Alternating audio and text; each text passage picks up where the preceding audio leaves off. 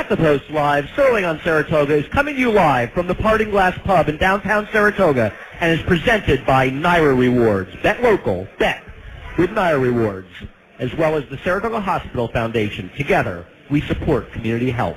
It was nice having Angel Cruz here. Hopefully that's going to propel him to a big meet, because the guy who's sitting to my right, Kieran McLaughlin, has actually not been on with us since the first year, and it's not because he's refused to come on. I actually haven't asked him. He hasn't any good horses in like 3 years, so I would have him on. But the last time you were on, you said to me after the show, I'll come on any time, because I believe it was the weekend before Questing won the Alabama. Is that true? Nice. Kieran McLaughlin, by the way. Let's give him a big hand. He's not nearly as nice, by the way, as he seems. So Questing won the Alabama. That was 3 years ago. Is that your last big win? No, it might have been. It was an impressive win. It was a very impressive win. I'm kind of upset Godolphin did not sponsor the show after she won, and that's actually the reason I haven't had you back on. I've been bitter since then. Muna Sara, who's a Godolphin horse, she was going to run the CC Oaks. I see that she did not enter. Yeah, she's actually owned by Shadwell, which is her brother, but no problem. And we just had to, it was too quick back, and we decided to wait.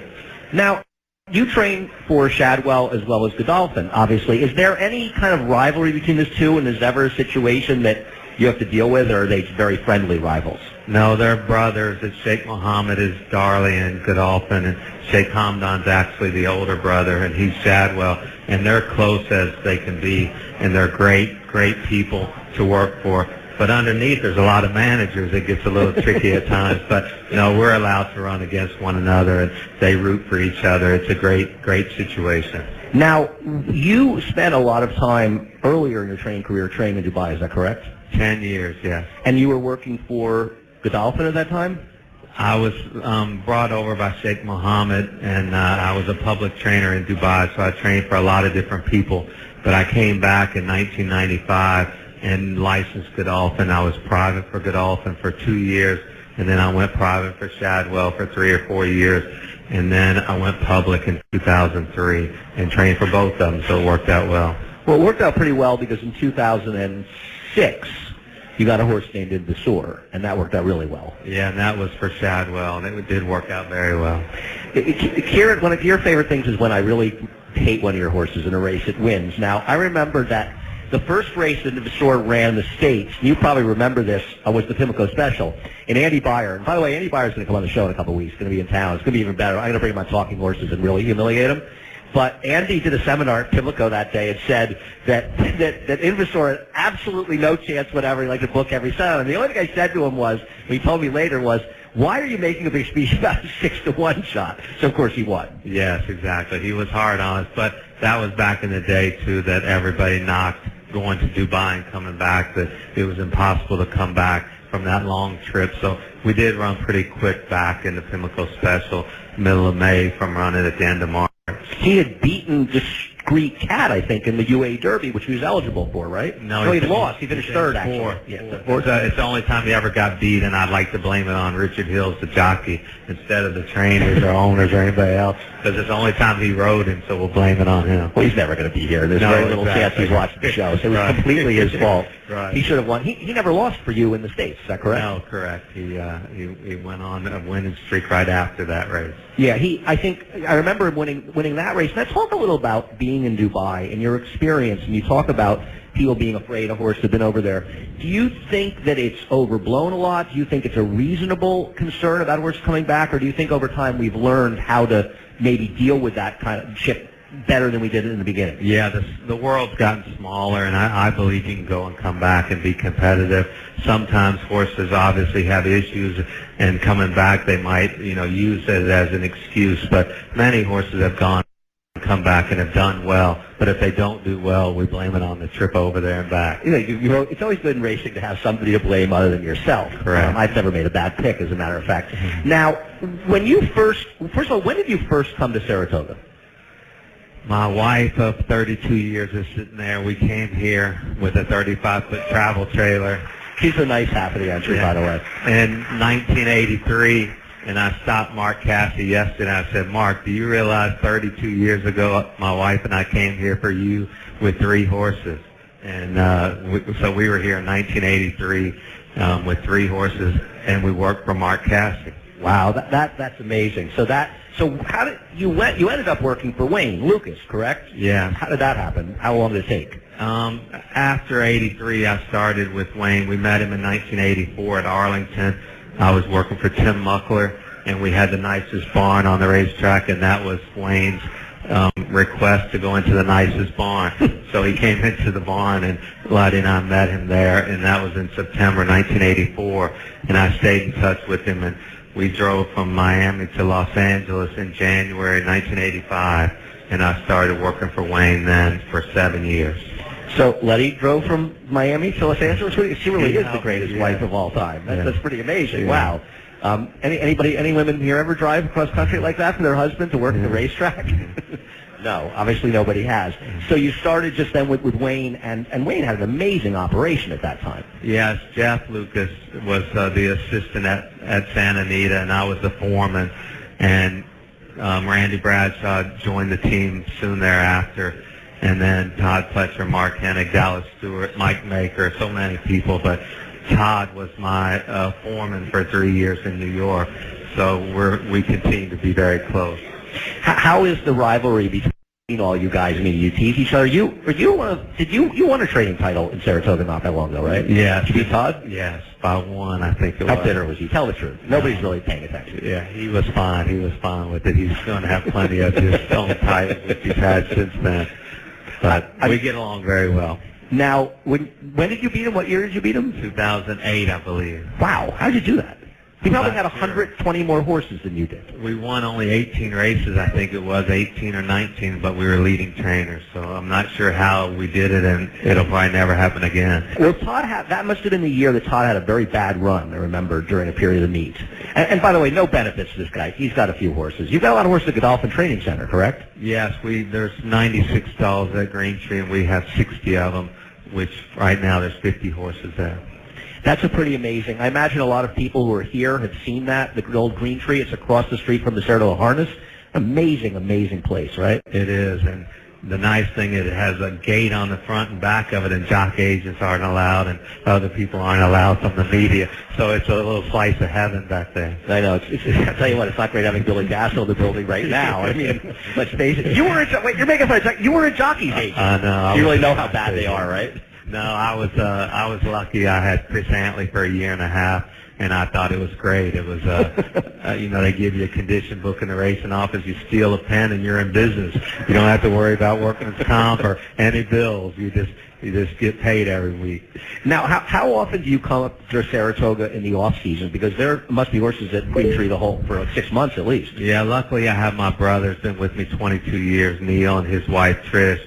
But my son is here. I'm working up here for the summer, so my wife and I were up almost every week, or every 2 weeks we came up often this spring. And in the fall we won't come up as much because he's back at school. So, but we do come up. And you have a place out at the lake. Do you have any awful neighbors? Yes, just one. I have no idea what he's talking about. So let's talk about 3-year-olds. Obviously, a couple of years ago you had Alpha, and he won the Jim Dandy, and then he won the Travers. You have Frosted, who finished second to American Pharoah. Let's talk about Battle fourth, obviously, in the Kentucky Derby, second in the Belmont. There was a brief moment in the Belmont when it looked like he had a chance to win top of the stretch. What was going through your mind? Do you think, I'm going to be a bad guy, I'm going to spoil the Triple Crown? I was hoping. We were calling on him. We were calling on Frosted to be the bad guy, but only for about 3 jumps, and looked back and said, oh, shit, that horse hadn't even been asked yet. Well, the first guy to swear on my show wasn't me. I just won $1,000.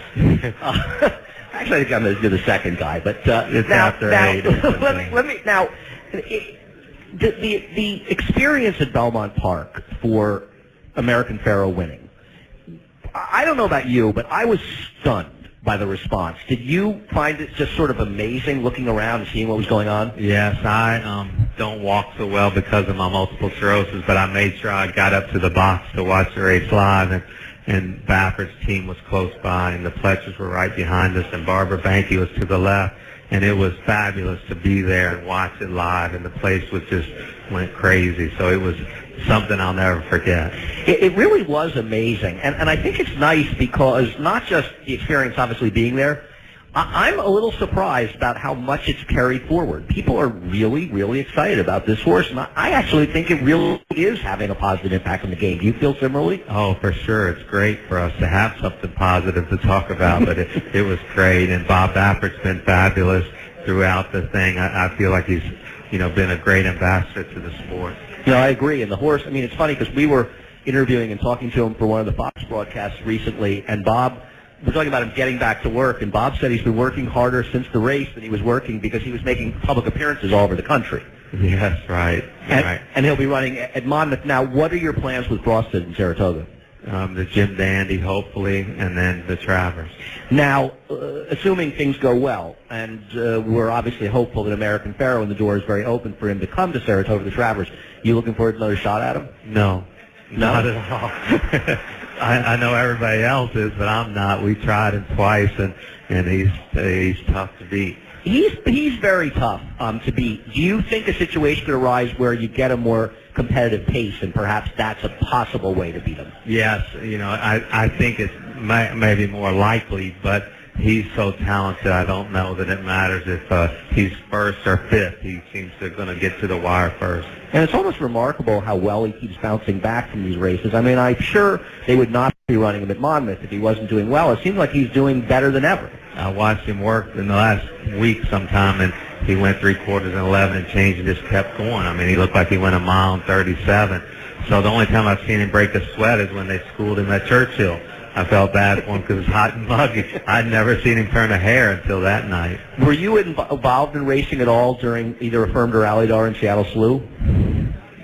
I was, but not really. I was born and raised in Lexington, Kentucky, so I loved watching the races, and I was involved. I was at the 1978 Bluegrass when Alydar won, and I skipped school that day, so I was a senior in high school. So I've had it in my blood since I was 12 years old.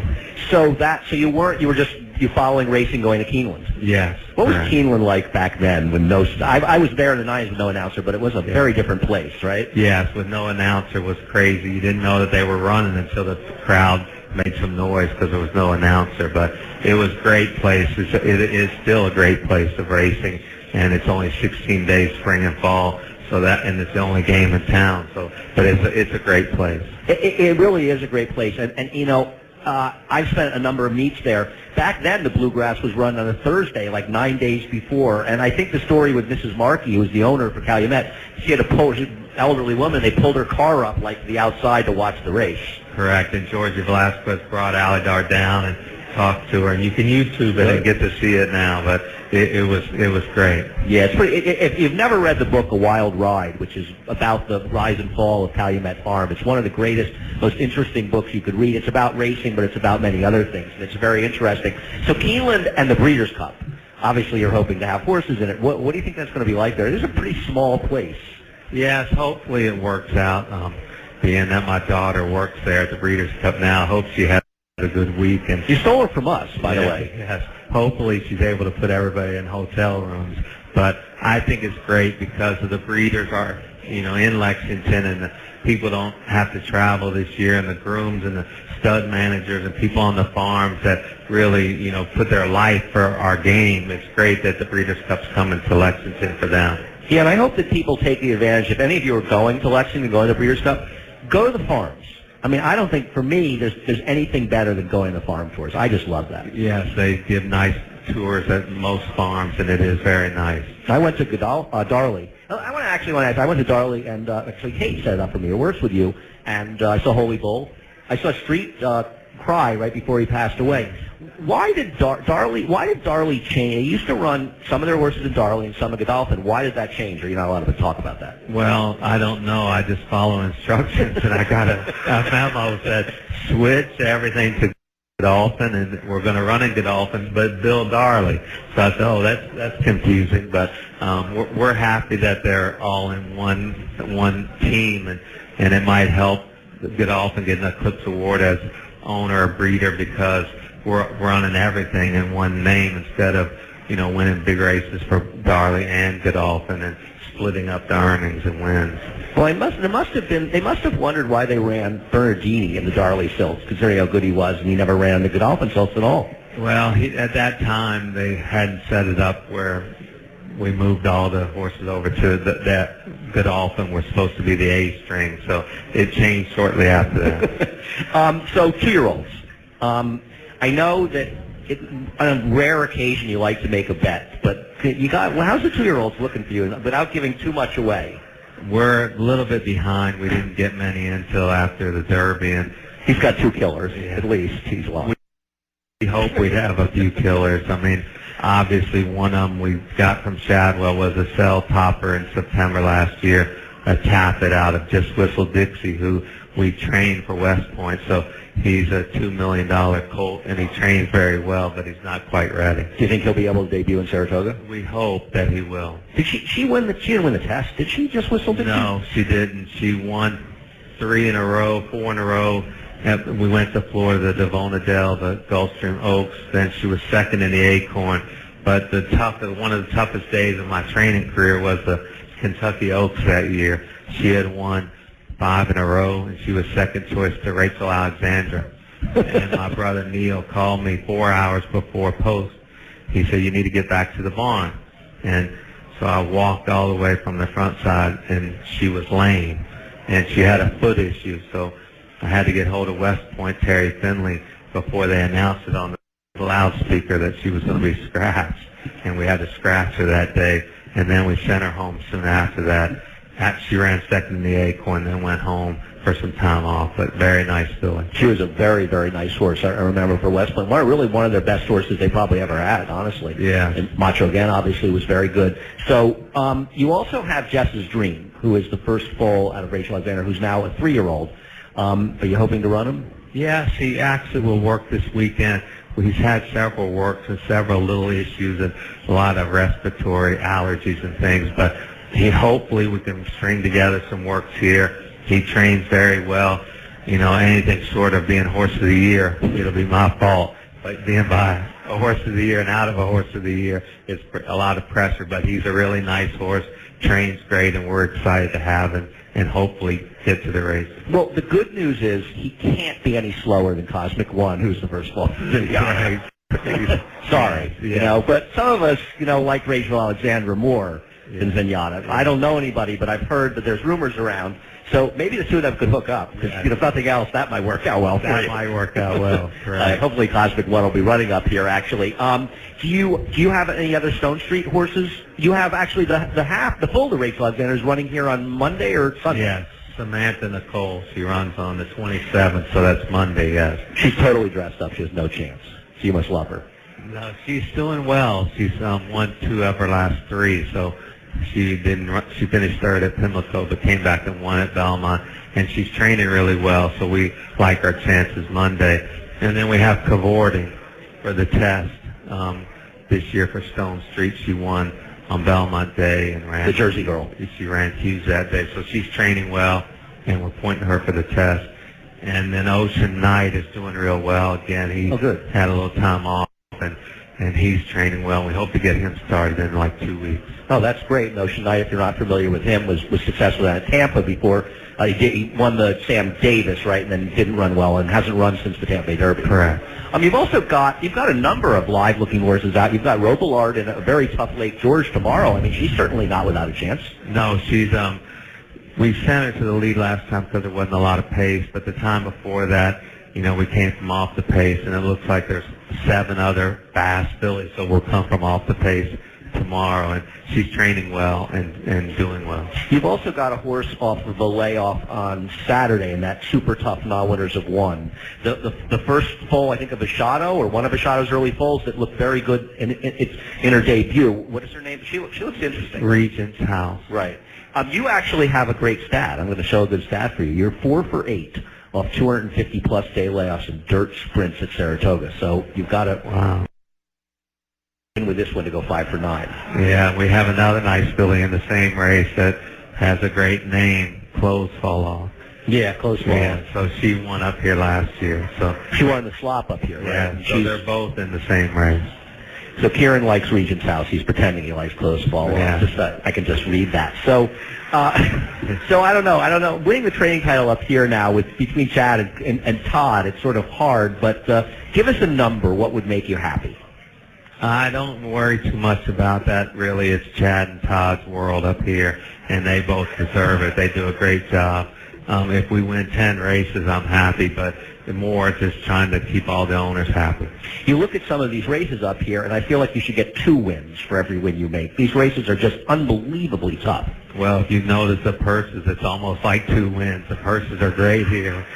And is there any place that you enjoy being in more than Saratoga? No, it's a great place to be. It's great racing every day, great people, and it's a fun place. Yeah, I mean, honestly, and we can say it, and you can consider it pandering, but it's not true. I think for all of us that work in the industry, you come to Saratoga, and it just is a reminder of why we love the game. Correct, for sure. It's great. Greatest place of racing.